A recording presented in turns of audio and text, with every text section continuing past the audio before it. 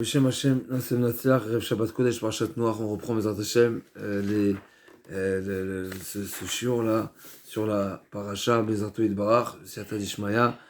Donc, on va rappeler, Bezrat Hashem, quelques petits chidushim magnifiques sur la Parasha. Alors, bien sûr, quand on parle, on utilise le support, quand on développe un sujet de la Torah à partir des psukim, à partir de ce que la Torah nous raconte, il est très important de rappeler qu'on ne vient pas parler ni sur Noach, ni sur Avraham Avinu, ni sur Adam Arishon, parce qu'on n'est pas, bien sûr, ni à leur niveau, Vadaï, et ni au niveau de comprendre leur niveau. D'accord? Donc on parle de ce qui nous concerne à nous, et la Torah, elle est universelle, la Torah, elle parle à tout le monde, pour toutes les générations, et nous, ce qui est important, c'est de savoir qu'est-ce que la Torah me dit. Qu'est-ce que la Torah, dans Parashat Noach, comment la Torah s'adresse à moi, selon mon niveau, selon ma compréhension, mais on se doit d'éduquer notre cerveau à comprendre, à rentrer dans les chaussures de la Torah, c'est évident, mais on ne peut pas on parle pas de Noach, on va rappeler les enseignements, et les midrashim, et les citations de nos chachamim, mais encore une fois, il faut les prendre pour nous. On doit se poser la question, qu'est-ce que cet enseignement nous dit à nous? Et c'est du fait que, voilà, on va rappeler des petits reproches qui sont à l'égard de Noach. Alors bien sûr, c'est important de savoir que, Chazé Shalom, on ne vient pas, on n'a pas on n'est pas, qui sommes-nous pour porter un porter un jugement sur Noach? Et comme on le répète souvent, Noach, on le répète dans la tfila de Rosh Hashanah, dans la tfila de Kippour, après ça dépend de certains plus ou moins explicites, et on sait bien que toute l'humanité doit des remerciements, on en a parlé un petit peu cette semaine, toute l'humanité est appelée les enfants de Noach, toutes les nations, bien sûr, nous on a un autre nom, Bnei Israël, on a mérité un autre nom, mais avant qu'on mérite ce nom-là, tout le monde est appelé Ben Noach. On n'est pas appelé Ben Adam, on est appelé Ben Noach. On sait très bien aussi qu'on on a un devoir de reconnaissance envers Noach, puisque c'est Noach qui a sauvé l'humanité, et il a sauvé aussi tous les animaux, pas seulement l'humanité, mais même les animaux, et c'est pour ça qu'après la sortie de la Teva, Akadosh Baruch Hu lui a offert ce cadeau de pouvoir consommer de la viande. Donc on doit se remercier encore une fois à Noach. Donc c'est une évidence, Noach, on n'est pas en train maintenant de venir le juger ou de nous comparer Chas v'Shalom, mais on ne peut pas manquer aux enseignements de Chachamim. Chachamim nous disent, et les toldot Noach, Noach ish tzadik tamim el bedorotav, juste on rappelle cette notion, tzadik tamim, on l'a pas trouvé pour plusieurs personnes, pour beaucoup de personnes, et vraiment un certain nombre, c'est vraiment quelques personnes. Pour Avraham Avinu c'est marqué Italech Lefanai Vetamim, pour Yov aussi je crois que c'est marqué aussi Tzadik Tamim, mais on ne retrouve pas chez beaucoup de personnes ces qualificatifs très particuliers, et malgré tout Chachamim se discute à ce sujet. Est-ce que cette formulation, cette précision dans le pasouk Bedorotav, il était tzadik dans ses générations, est-ce que c'est une précision qui va à son avantage ou pas, ou chas v'shalom à son désavantage, ce qui est encore une fois un petit reproche. D'après Rabbi Yochanan, on va commencer par Rabbi Yochanan. Rabbi Yochanan nous dit Bedorotav, seulement dans sa génération il était considéré, mais s'il avait été dans la génération d'Avraham Avinu, non. Et Rachid il ramène plus que ça, c'est pas seulement non, mais c'est marqué dans Rashi Bedor Avraham Avinu Lo aya nershav les kloum. Et c'est sur ces mots-là qu'on va s'arrêter. Dans les mots de la Gemara, c'est pas marqué comme ça, mais Rashi ramène les mots qui sont probablement écrits ailleurs. Je n'ai pas retrouvé la source, parce que dans la Gemara, c'est pas marqué comme ça. Dans Rabbi Yochanan dit Bedorotav, Velo Bedorot Acherim. Et donc s'il avait été dans une autre génération, ça fait allusion à la génération d'Avraham Avinu aussi, c'est pas explicite dans la Gemara, il n'aurait pas été autant considéré. Rachidi n'aurait pas été bichlal considéré. L'onershav les kloum, rien du tout. Ça c'est l'avis de Rabbi Yochanan. Rachid dit non, pas du tout, au contraire. S'il avait été dans la génération d'Avraham Avinu, ça veut dire qu'il y avait des tzadikim, il y avait un entourage qui aurait été favorable, il y aurait eu des tzadikim avec lesquels on peut évoluer, plus forte raison qu'il aurait été un grand homme. Donc ici, il y a ces deux drachot, et Bémet, on va s'arrêter sur un point, sur ce point-là. Comment comprendre les mots de Rashi, encore une fois, qui ne sont pas explicités dans la Gemara, probablement ils sont dans le Midrash. Lo aya nershav lekum n'aurait été pas du tout considéré. Alors que la Torah, on en a parlé cette semaine, a dit tzadik tamim. Donc, comment tu peux dire que quelqu'un où la Torah témoigne, c'est quelque chose d'extraordinaire, explicitement la Torah dit, c'est un tzaddik, tamim, metaelokim, metaler noir, 3 qualificatifs, comme ils disent les mefarshim, 3 qualificatifs pour nous dire quoi? Premièrement, il était irréprochable sur le vol, puisqu'on sait que la génération, elle était reprochable sur le vol, Vatima l'Eretz Ramas, et sur Avodah Zarah Gilui Arayot. Contre ces 3 fautes, eh ben, il a mérité des qualificatifs qui montrent justement qu'il n'avait pas sur ces 3 points-là, il était irréprochable. Donc, il est irréprochable. Comment tu peux dire qu'il aurait été considéré rien du tout dans la période d'avant Avinu? Alors, on va passer à une autre partie de la paracha, où là, déjà, c'est toujours dans le même sens, où on voit que la Torah nous met en remèze là à nouveau un certain reproche sur Noach, où c'est marqué que Noach, à la sortie de l'arche, à la sortie de la Teva, qu'est-ce qu'il a fait? Premièrement, effectivement, il a fait un korban. Et suite à ce korban, avec Jbokhu, Vaya, Redreach, Anichoach, Vayomer Hashem, Losif, Od, Lekal, et Adam, et Haaretz, Bavura Adam, Akjbokhu a dit, je ne punirai plus le monde à cause de l'homme, puisque l'homme, Yetzer Lev Adam Ra Mineorav, et donc, Akjbokhu, il a dit, ça y est, il y a eu une certaine Akjbokhu a scellé une alliance et avec Noach et ses enfants, et donc on a mérité cette promesse de ne plus être Bezrat Hashem, il n'y aura plus de catastrophe naturelle de cette ampleur-là. D'accord? Lo osif lekalel odeta adama ba'avura adam, Akjbokhu ne va plus punir le monde à cause de l'homme, qui est Tzer Adam Ramino Orav, quelque part il a quelque chose de il est emprisonné par ce mal. Vélo sifla côté de kolchai kacha city, etc. Ensuite, qu'est-ce qu'il a fait Noach? Vaïvarer Noach Akjbokhu a béni Noach, et c'est marqué dans la paracha suivante, le Chamishi, c'est marqué. Pardon, ça c'est le Chamishi, c'est le Chamishi, le début de Chamishi, dans Shishi. Vaï oublié Noach la Teva. Qu'est-ce qu'il a fait Noach quand il est sorti de la Teva? Vaïachel Noach, pas immédiatement, mais Vaïachel Noach, Isha Adama Vita Kerem. Noach, il a planté une vigne. Et Chachamim nous disent, si on remarque dans ce passouk, premièrement c'est marqué Vaïachel. C'est quoi l'origine, l'étymologie de Vaïachel? Qu'est-ce qu'on retrouve dans Vaïachel? Vaïachel, c'est Atrala, c'est le début, mais c'est aussi Chol, Neesa Choulin. Quand il a commencé à planter la vigne, le fait qu'il a planté une vigne, c'est-à-dire qu'il a pensé à consommer quelque chose qui, malheureusement, peut amener la personne à la faute. Effectivement, Chol, c'est la même chose. Halal, c'est Chol. C'est la même chose, c'est la même origine. Chol, c'est-à-dire qu'il a perdu son statut de Kohen, il est devenu Halal. Là aussi, il est devenu Chol. Ça veut dire qu'avant, il était Kadosh, maintenant, il est devenu Chol. Le fait d'avoir commencé par planter cette vigne, même si le Midrash nous dit que c'est un S, d'où il a trouvé la vigne, d'où il a trouvé la graine de la vigne pour la planter, etc. Et ça a poussé le même jour, et le même jour il a eu le fruit, et le même jour il a fait du vin, ça s'est passé très rapidement. Donc c'était des nissim, donc forcément tout était, on va dire, prédestiné. Prédestiné, on peut pas dire parce qu'il y a toujours la Bechira, mais en tous les cas, le projet il était déjà dessiné. Mais quelle faute il a fait, quelle faute? C'était une. Chachamim nous disent, c'est quelque chose. Bon, c'est une bonne question qu'il aurait dû faire en premier, mais pas le vin. Le vin, c'est un risque. Et bien sûr, il y a une explication magnifique du Kliakar qu'on rappelle souvent. Le Kliakar nous dit que pourquoi il a voulu planter le vin en premier? Parce qu'il a vu un monde complètement détruit et il fallait un petit peu de simcha. Donc c'est parti. Il est parti planter du vin pour Ivduat Hashem Besimcha pour lui faciliter à servir avec joie. Donc c'est sûr qu'il y avait une intention positive, mais encore une fois, on ne vient pas condamner quand on parle sur le noir, on ne veut pas dire que il a fait complètement une erreur, il avait rien de bien. Non, même s'il y avait une pensée positive, mais elle n'était pas forcément valide. Et donc, Racham, ils disent, on retrouve premièrement Vayachel, il est Sachoulin, et c'est pour ça que c'est marqué Vayachel Noach Ish Adama. Depuis quand on sait très bien que l'homme, il s'appelle Adam.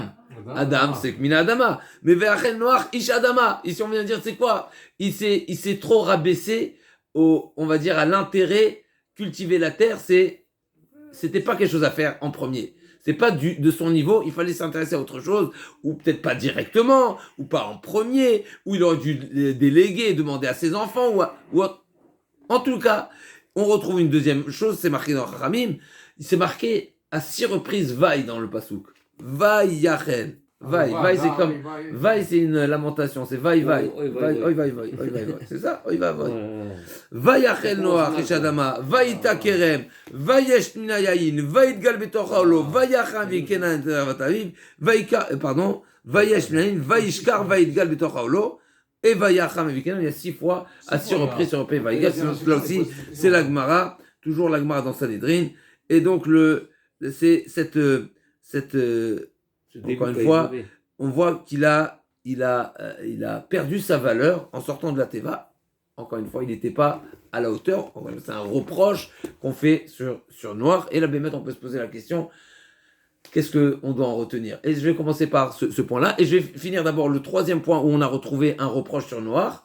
C'est qu'en réalité, et ça c'est déjà le début de la réponse, ce qu'on va lire dans l'Haftara, c'est marqué dans l'Haftara, on va dire dans le Pasouk, qu'Akadosh Baruch Hu a dit, de même que j'ai juré de ne plus amener le Maboul, eh ben j'ai juré aussi, le Ketsof Aralayr Megorbar, je ne me mettrai plus en colère contre vous. Donc le 3e temple va être reconstruit, il sera éternel, il ne va pas être détruit. Mais comment c'est marqué dans le Pasouk, qui met Noach, Zotli Hachanishbati, depuis les eaux de Noach, que j'ai juré, comme nous avons lu, je me crois juré de ne plus ramener, de ne plus les Kalel Adama Bavour Adam, le monde ne sera plus détruit à cause de l'homme, donc je me crois juré, et il y a cette alliance de l'arc-en-ciel, et bien pareil, j'ai juré de ne plus me mettre en colère contre vous, le peuple d'Israël. Comment la Torah appelait, comment le Navi appelle le Maboul, Ménoir, les eaux de Noir. Ça veut dire que, quelque part, il y a une certaine accusation et une certaine responsabilité sur Noir qui a été un petit peu, à qui on reproche d'avoir responsable sur le Maboul. Alors c'est quoi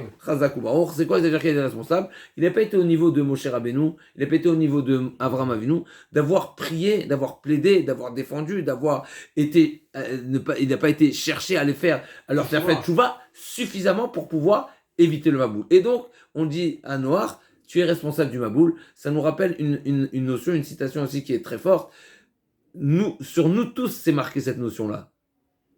À savoir, c'est marqué la génération où le Beth Amikdash n'a pas été construit. On est responsable. C'est comme si il a été détruit. C'est incroyable. Ça veut dire qu'en réalité, celui qui n'a pas réparé la chose, eh ben, il est responsable comme si c'est lui qui l'a détruit. C'est quelque chose d'extraordinaire. Il est coupable d'office. Il est coupable. Ouais. Il est coupable. Alors, coupable, c'est peut-être pas le mot exact, mais il a sa part de responsabilité. Il ne veut pas dire non, c'est pas moi qui l'ai détruit. Non, mais si toi tu étais à la hauteur, mais tu l'aurais reconstruit. Donc en réalité, t'es fral. Et plus que ça, l'Agma a dit, Rabbi Ishmael dit que le décret du Maboul aussi devait s'appliquer sur Noach.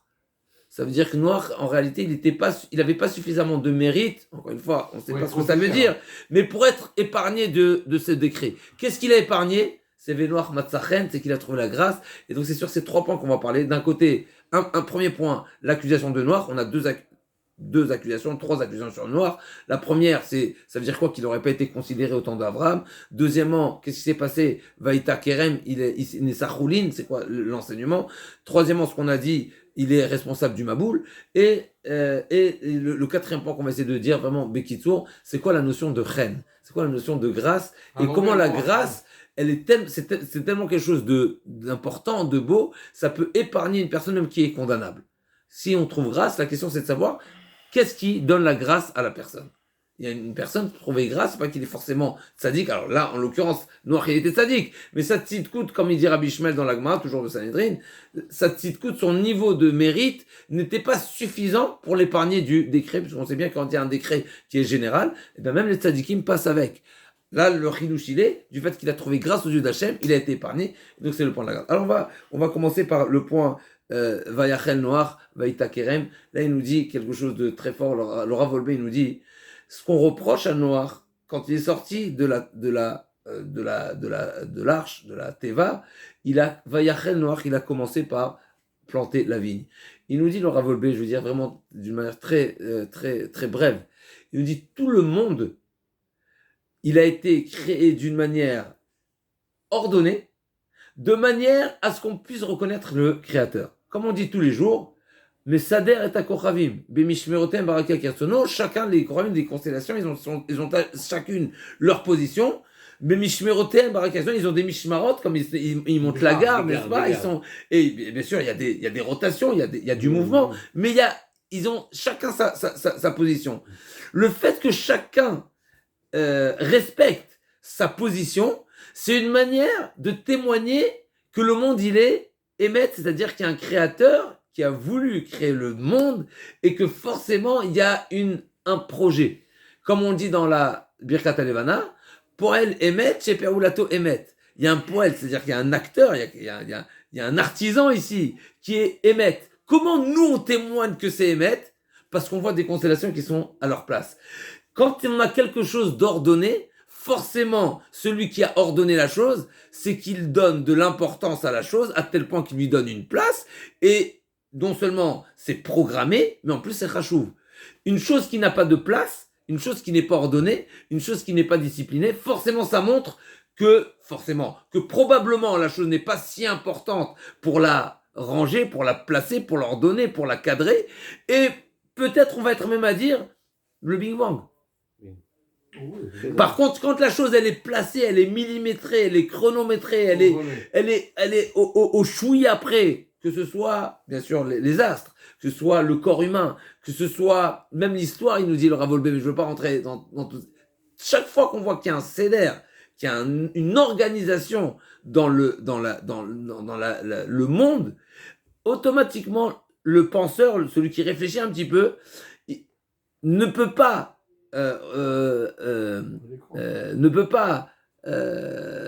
prétendre que la chose elle est aléatoire, qu'elle est sans réflexion, sans but, sans projet, sans programmateur. Tu veux pas dire ça? C'est millimétré, comme ils disent les scientifiques pour toute la nature. On va parler du soleil. Si le soleil il était un peu plus proche de la Terre, on ne supporterait pas. Et s'il était un peu plus loin, les saisons n'auraient été pas. Et pareil pour tout le corps humain.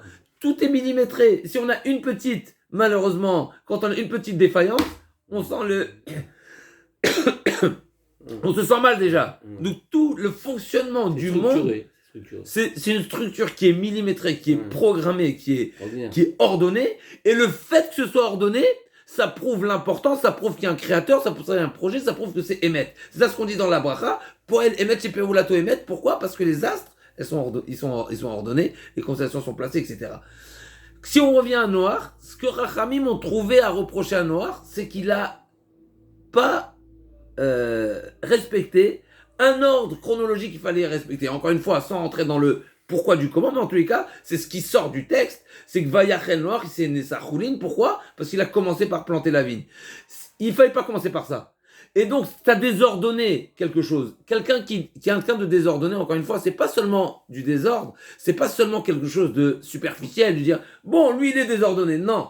En réalité, le désordre prouve que la chose n'est pas importante pour toi, prouve que la chose n'a pas de valeur, prouve que tu n'as pas de projet, prouve que tu te projettes pas dans l'avenir. Ça prouve que tu n'as pas on appelle ça une stratégie dans ta vie. Parce que si tu programmais ta vie, si tu avais une visibilité et une considération pour la vie, tout doit être à sa place. Tout doit être à sa place. Tout doit être ordonné. Et ça, bien sûr, c'est un moussard qui est très fort. Je me parle à moi-même. En réalité, quand on se pose, la question qu'on se pose, et là je vais donner un exemple tout à l'heure, mais la question qu'on doit se poser, c'est comment, on sort des fêtes, on commence le mois de Cheshvan, comment on va démarrer notre année? Elle a déjà commencé, mais c'est le premier mois après le mois des fêtes.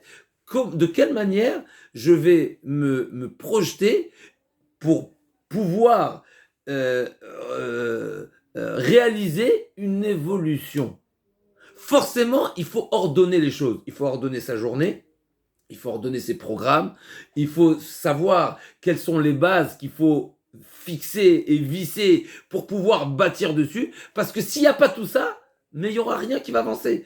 Et forcément, une fois qu'on aura défini quelles sont les bases à placer en premier, c'est quoi la pierre angulaire et c'est quoi combien de ciment et de métal il faudra mettre pour pouvoir construire au-dessus, forcément, ça devra être positionné à un endroit très précis. N'est-ce pas? Les fondations, elles ont il y a les murs porteurs, ils ont bien leur place. Donc il faut savoir comment les composer et savoir à quel endroit je les mets. Et si on fait pas ça, malheureusement, ça montre qu'on ne veut pas construire un immeuble dessus. Si tes fondations, tu les fais n'importe comment, eh ben, ça veut dire que tu n'as pas pensé à ce que tu vas faire au-dessus. Donc, en réalité, il faut, quelqu'un qui n'est pas ordonné, ça prouve qu'il ne se projette pas, ça veut dire qu'il n'a pas de considération pour le projet. Je vous donne un exemple. Il n'y a pas longtemps, il y a un ami qui m'a dit, je fais beaucoup de chiffre d'affaires, mais je vois rien. Je fais un gros chiffre, je travaille et tout ça, mais je vois rien. Il dit, j'ai besoin d'être aidé. Comment structurer comment gérer? Voilà, c'est la gestion. Pas de décolonisation. C'est exactement ça. Le monde extérieur, n'est-ce pas, c'est une manière de nous réveiller, de prendre conscience. Comment nous, dans notre vie personnelle, dans notre être, on doit aussi, comment notre société, qui est nous-mêmes, comment elle évolue. Est-ce que j'ai réussi à amasser du capital? Est-ce que j'ai les moyens maintenant de faire des investissements? Etc., etc. Est-ce que mon bénéfice, je le vois? Est-ce que je l'exploite? Est-ce que j'en profite? C'est ça la question qu'il faut se poser. Et la règle, encore une fois, qui nous dit le Rav, c'est la notion de seder. C'est l'organisation. Que ce soit l'organisation, comme on dit souvent, on sait très bien, et là, encore une fois, je me parle à moi-même, quand on a dormi tard, eh ben, on se lève tard, et la journée, voilà, foutu. Pourquoi? Pour un petit retard d'un quart d'heure, ça te fait perdre 12 heures de journée. Pourquoi? Parce que ça veut dire qu'on n'est pas suffisamment prévoyant, on n'a pas suffisamment fait les choses à leur place. Automatiquement, on est décalé, automatiquement on perd. Mais si on avait réellement la véritable valeur et la véritable estime de la journée du lendemain, mais on n'aurait pas pris ce risque de dormir tard, etc., etc. Et ça, c'est encore une fois, ça peut être sur le réveil, ça peut être sur notre tfila, comme il dit le Rav lui, il dit, il y a une tfila, mais qui a été ordonnée par les Chachamim, qui commence par un début et qui est un acheminement. Et chaque partie de la tfila, c'est un monde, Razagubao, et on a Masia, Bria, Yetzira, Tzilut, etc. C'est un monde, moi, ça. Hein?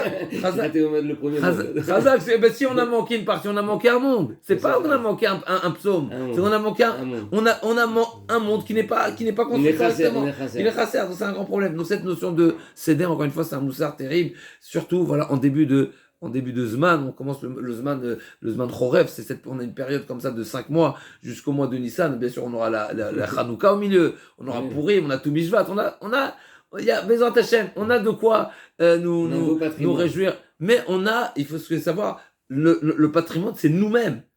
C'est ce que le bon Dieu nous donne tous les jours, à chaque instant, et il faut le développer, il faut le faire évoluer, et encore une fois, il faut forcément le céder, c'est un siman, c'est un signe que la chose, elle est réfléchie et elle a de la valeur, c'est deux choses. Pour revenir à Noach, le premier point, on a dit, ça veut dire quoi que Noach, Chas v'shalom, d'après certains, d'après Rabbi Yochanan, s'il était à l'époque de Avraham Avinu, il aurait été pas considéré.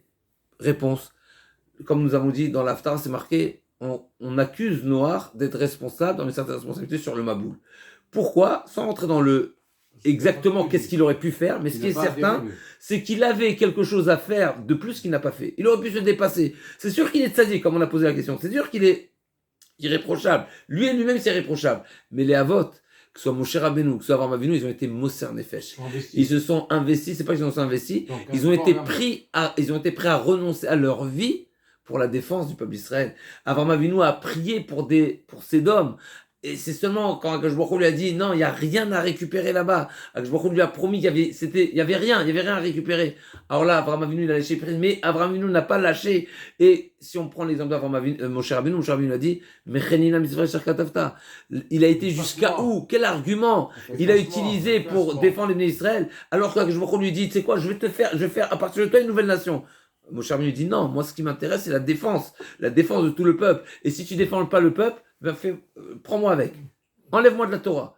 C'est quelque chose d'extraordinaire. Peut-être ça, c'est que Noach n'a pas fait. Encore une fois, on n'est pas en train de savoir exactement qu'est-ce qu'il a fait, qu'est-ce qu'il n'a pas fait, parce que très probablement, il a pendant les 120 ans où il a construit la Teva, probablement il y avait des échanges, mais la génération n'était pas encore une fois.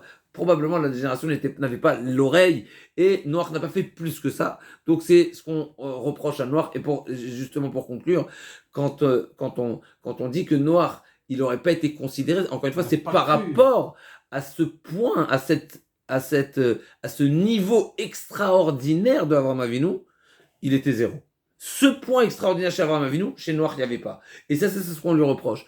Et il faudrait approfondir ce point-là, mais il faut savoir qu'on a tous en nous, des fois, des un potentiel qui est des capacités de se surpasser, de faire au-delà du strict minimum, n'est-ce pas? On doit pas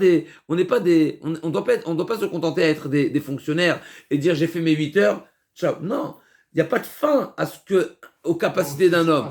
Combien de fois dans la journée, dans le mois, dans l'année, on a eu les moyens, si on fait un rétro, on avait les moyens de se surpasser, on ne s'est pas surpassé. Des fois, on avait les moyens de ne pas nous mettre en colère, on s'est mis en colère. Des fois, on avait les moyens de se lever plus tôt, on s'est pas levé plus tôt. Des fois, on avait les moyens d'être généreux, on n'a pas été généreux. Des fois, on avait les moyens de plus étudier, on n'a pas plus étudié. Combien de fois? Mais cette opportunité-là, si on prend le message de la paracha, cette opportunité, le bon Dieu te dit, tu sais quoi, aujourd'hui, tu pouvais étudier, t'as pas étudié, t'es nul.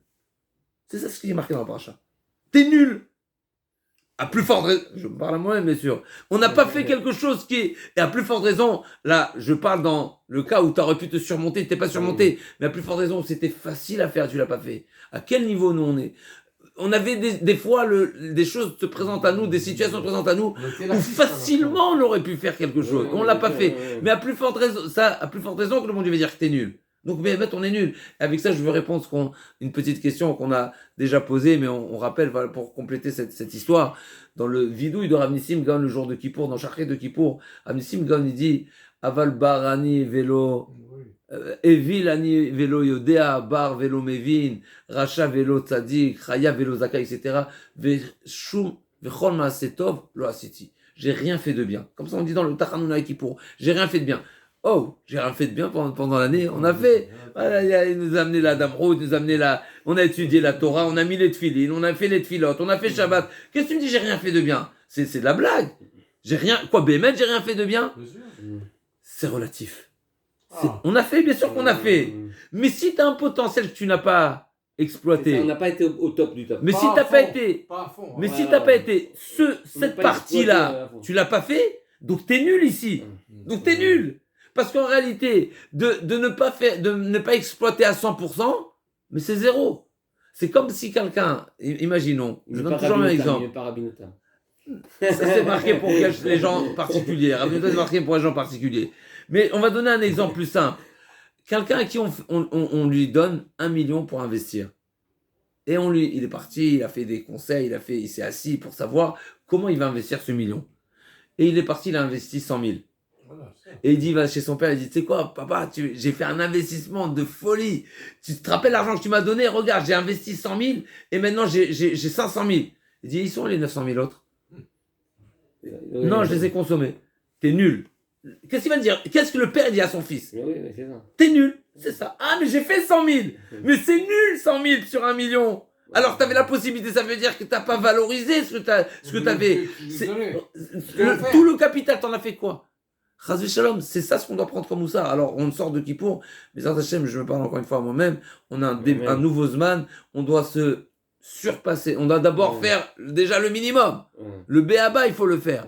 Il faut remplir son temps. Il faut s'investir dans le service d'Akadosh Baruch Hu. Même si on se dit, on a 1 heure d'études, il faut aller à fond 1 heure d'études. Si j'ai un Shabbat à faire, mais je vais m'investir dans le Shabbat pour qu'il y ait une bonne ambiance, pour qu'il y ait tout ce qui est nécessaire pour que ce soit un super Shabbat, pas un Shabbat minimum syndical. Non, il faut aller à la fond. Mais oui, non, pas il faut remplir nos devoirs. Et savoir que si on a toujours des capacités supplémentaires, il ne veut pas dire je peux pas. On peut toujours un peu plus. Toujours un peu plus. Et il ne faut pas se limiter. Celui qui se limite, Ras Shalom, on risquerait de nous dire à la fin, t'étais nul. C'est comme celui qui peut faire un enfant brillant, ouais, qui peut avoir un 18 en maths. Et il revient avec un 15. Mais le père il va lui dire quoi? C'est bien 15. Mais par rapport à tes capacités, c'est nul. Par rapport à ce que tu aurais pu faire, c'est nul. C'est ça. Tu passes, t'as la mention, ce que tu veux, mais c'est nul. T'as pas été au bout. Donc, mes Hachem, voilà. Et le dernier des points, je vais juste, on va vraiment pour dire en une phrase le ridouche du Sichot Moussar au sujet de la paracha. Un des points de la paracha, c'est comme on a dit, la fin de la paracha de la semaine dernière et cette semaine, c'est marqué Venoach Matzachen, il a trouvé grâce aux yeux. Il nous dit, le Sichot Moussar, il nous dit, il y a 3 secrets pour arriver à un état de reine, de grâce, de trouver grâce aux yeux d'Akadosh Baruch Hu, où on peut même élargir. Il y a trois choses. Un, c'est la Torah. Deux, c'est la Hanava. Trois, c'est le Moussa. Le Moussa. Sur ces trois choses, c'est marqué dans le Passouk, Vela Hanavi miten chen, Shema beni Moussa avicha, ven, Vatosh Mecha, qui aime les viatren, les rochecha, c'est marqué, ça va te donner grâce. Et pareil pour la Torah, les viatren aussi, c'est pour étudier la Torah, c'est les trois choses qui donnent la grâce à une personne. Alors, le Rav ne dit pas sur des mots simples, c'est quoi la notion de la grâce. Mais a priori, la notion de la grâce, c'est quand on voit que se dégage d'une personne une valeur qui n'est pas commun. C'est-à-dire, quand on voit une personne, par exemple, on voit une personne, on voit que c'est quelqu'un de réfléchi, on voit que c'est quelqu'un qui est... Ça se voit, même s'il ne parle pas, ça se voit. N'est-ce pas? Ça dégage, il dégage un certain état d'esprit. Quelqu'un qui est bon, même s'il ne fait rien, il dégage un certain esprit. Déjà par son regard, déjà par son sourire, déjà par n'importe quoi. Quelqu'un qui valorise la Torah, quelqu'un qui s'investit dans la Torah, ça reflète, comme ça, Chokhmat Adam Ta'er Panav, il reflète la valeur qu'il donne à la vie. En s'intéressant à la Torah, ça reflète, automatiquement ça donne du chen, ça lui donne, même s'il n'est pas le plus grand tzaddik, mais en lui il a quelque chose qui valorise, ça donne du chen. Pareil la Hanava, quelqu'un qui est conscient qu'en réalité tout ce que Akadosh Baruch Hu nous donne, c'est que de la gratuité, mais pourquoi il va être Gavtan? Sur quoi je vais m'orgueillir? Mais même la vie, n'est-ce pas, comme quand il m'a raconté cette semaine, on m'a insulté, on m'a frappé, on a déposé une plainte contre moi alors que j'ai rien fait. Mais quoi, je peux me taire, c'est de l'injustice. Mais quelqu'un qui se dit, mais Bichlal, est-ce que je vaux la peine?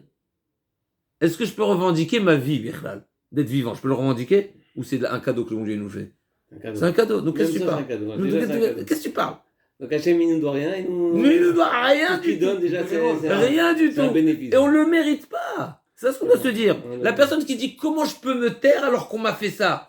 Mais qui a dit que tu es méritant d'être sur terre, Bichlal? Peut-être tu es d'être sous terre. C'est ça. En réalité, c'est ça. C'est un cadeau, tout ce que le bon Dieu nous fait, tout ce qu'il nous donne, c'est un cadeau. Alors, bien sûr, à Tevin Unicel, on demande au bon Dieu de ne pas nous mettre à l'épreuve, parce qu'on malheureusement on est faible. Mais en réalité, celui qui se dit, je suis rien, mais c'est la vérité qu'on est rien. C'est la réalité. C'est que la volonté, la gratuité d'Akadosh Baruch Hu, la gratitude d'Akadosh Baruch Hu de nous offrir la vie et de nous offrir tout ce qui va autour. Mais celui qui se dit cette notion-là, il n'a aucune raison d'être Gaftan. Aucune raison, mais qui t'a dit que tu mérites? Si tu revendiques quelque chose, je pense que tu le mérites, mais tu ne mérites pas. Qui t'a dit que tu mérites? On ne mérite rien du tout. C'est que du cadeau. C'est que du bonus. Donc, il n'y a pas. Celui qui vit cette notion-là, automatiquement, il trouve grâce des gens. Pourquoi? Parce que quelqu'un, en réalité, quelqu'un qui pense qu'il est méritant, quelqu'un qui pense que lui revient les choses, mais il est consommateur. Il dit ça me revient, ça me revient, il veut. Par contre, quand la personne, il a l'état d'esprit inverse, en réalité, il est tout halou. C'est ça le chen. Et pareil, Moussar, essentiellement le Moussar, c'est pas que, mais beaucoup concerne le Ben Adam Lachavero. Qu'est-ce que tu as comme considération pour l'autre? Mais ça se voit à travers, sans rien dire, sans rien faire, on voit est-ce que tu as de la considération pour l'autre ou pas.